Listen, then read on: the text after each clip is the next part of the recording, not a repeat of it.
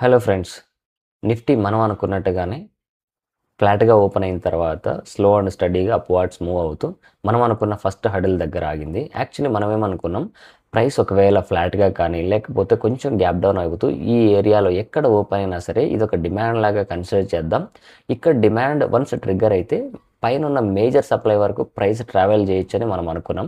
కాకపోతే ఈ ట్రావెలింగ్‌లో మధ్యలో ఒక చిన్న హడిల్ ఉంది. ఈ ఏరియా ఎక్కడైతే మన ప్రైస్ ఓపెన్ అయిన తర్వాత డ్రాప్ అయిందో ఇదే ఏరియా ఒక చిన్న సప్లై లాగా యాక్ట్ చేయొచ్చు. మేబీ ఒక హడిల్ లాగా యాక్ట్ చేయొచ్చు. కాబట్టి స్ట్రాంగ్‌గా బ్రేక్అవుట్ అయితే మనం ఈ సప్లై వరకు ప్రైస్‌ని ఎక్స్‌పెక్ట్ చేయొచ్చు అన్నది మన అనాలిసిస్. సో, ప్రైస్ ఫ్లాట్‌గా ఓపెన్ అయింది అండ్ స్లో అండ్ స్టడీగా ఇక్కడికొచ్చి ఆగింది. అండ్ ఇక్కడ స్ట్రాంగ్ బ్రేక్అవుట్ అవ్వలేదు చూడండి. స్ట్రాంగ్‌గా బ్రేక్అవుట్ అవ్వలేదు. కాబట్టి ప్రైస్ కంటిన్యూయస్‌గా అంటే ఈ బ్రేక్ చేసి పైకెళ్ళేంత స్ట్రెంగ్త్ ఇక్కడ లేకపోయింది. సో, దానివల్ల సెకండ్ హాఫ్ మొత్తం ఇక్కడే కన్సాలిడేట్ అయిపోయింది. ఒకవేళ అంటే ఇవాళ ఏం జరుగుంటే మనకి పై వరకు వెళ్ళే ఛాన్స్ ఉండేదంటే, ఒకవేళ ఎప్పుడైనా చూడండి ఒక పుల్ బ్యాక్ వచ్చిందంటే మనకి నెక్స్ట్ మూవ్ అనేది పాసిబుల్ అవుతుంటుంది. ఎప్పుడైనా సరే పుల్ బ్యాక్ వస్తే అగైన్ మూవ్ అనేది పాసిబుల్ అవుతుంటుంది. ఇక్కడ కూడా అంతే. కాకపోతే ఇక్కడ పుల్ బ్యాక్ అవ్వలేదు మనకి. ఇక్కడ పుల్ బ్యాక్ అవ్వలేదు. సో, కాబట్టి ఈ హడిల్ దగ్గర ప్రైస్ ఆగిపోయింది.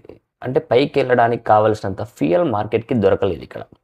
ఒకవేళ ఇదే ఈ ఏరియాని ఈరోజే ట్రిగ్గర్ చేసుంటే మేబీ పైకెళ్ళే ఛాన్స్ ఉండేది. సో, ట్రిగ్గర్ చేయలేదు. సో, కాబట్టి కంప్లీట్‌గా ఈ హడల్‌ని సప్లై లాగా తీసుకొని, ఈ ఏరియాని ఒక సప్లై లాగా తీసుకొని ఇక్కడే కన్సాలిడేట్ అయిపోయింది.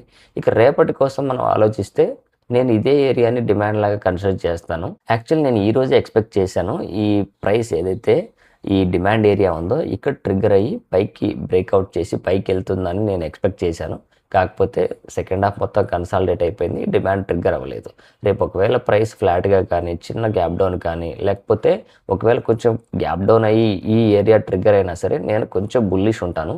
నిఫ్టీ కొంచెం ఫ్లాట్‌గా కానీ, లేకపోతే కొంచెం గ్యాప్ డౌన్ అయినా ఈ 2 ఏరియాస్‌ని నేను అబ్జర్వ్ చేస్తాను. రేపు ఒకవేళ నిఫ్టీ ఫ్లాట్‌గా కానీ, కొంచెం గ్యాప్ డౌన్ అయ్యి ఈ డిమాండ్ ఏరియా ట్రిగ్గర్ అయితే మేబీ ఈ సప్లై ఏరియాని బ్రేక్అవుట్ చేసేస్తా అనుకుంటున్నాను. ఇది బ్రేక్అవుట్ చేసేసి కంప్లీట్‌గా మనం ఏదైతే మేజర్ సప్లై అనుకుంటున్నామో కొంచెం ఇంపార్టెంట్ సప్లై ఏరియా ఇక్కడ దాకా ప్రైస్ ట్రావెల్ చేయొచ్చు అనుకుంటున్నాను.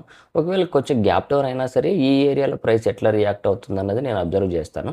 లేదు ఇది కూడా బ్రేక్ అయిందంటే కొంచెం బేరిష్‌గా చూద్దాం. ప్రైస్ ఫ్లాట్‌గా ఓపెన్ అయితే మాత్రం ఖచ్చితంగా ఫ్లాట్‌గా కానీ కొంచెం గ్యాప్ డౌన్ అయినా ఈ 2 ఏరియాల పైన ప్రైస్ ఉందంటే నేను బుల్లిష్‌గానే ఆలోచిస్తాను ఇక్కడి దాకా.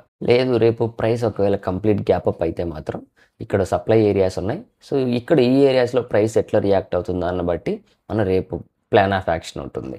సింపుల్‌గా చెప్తాను ఇంకొకసారి. ప్రైస్ ఫ్లాట్‌గా గానీ, చిన్న గ్యాప్ డౌన్ అవుతూ ఈ ఏరియాస్‌ని ట్రిగ్గర్ చేస్తే నేను ఈ మేజర్ సప్లై వరకు బుల్లిష్‌గా ఉంటాను.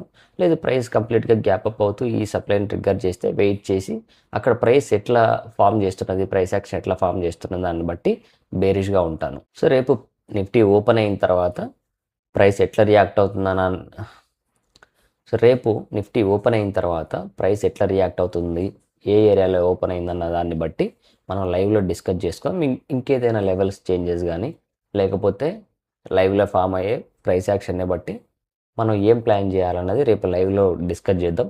లైవ్ ఛానల్ అయితే డిస్క్రిప్షన్‌లో ఉంది. Go and subscribe. సో, అక్కడ నేర్చుకోవాల్సింది చాలా ఉంటుంది.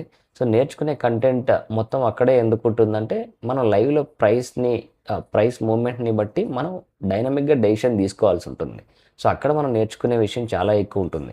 ఇలా అయిపోయిన మార్కెట్‌ని డిస్కస్ చేయడం కంటే కూడా రేపు లైవ్‌లో క్యాండిల్ బై క్యాండిల్ మనం మాట్లాడుకుంటూ ఏది ఎలా ఫార్మ్ చేస్తుంది, ఏది ఎలా రియాక్ట్ అవుతుంది అన్నది మనం డిస్కస్ చేసుకుంటూ నేర్చుకున్నామంటే అంటే నేర్చుకోవడానికి పట్టే టైం మనకి చాలా తగ్గిపోతుంది. కంపేర్ టు ఈ పోస్ట్ మార్కెట్ అనాలిసిస్ కంటే కూడా. So, join there.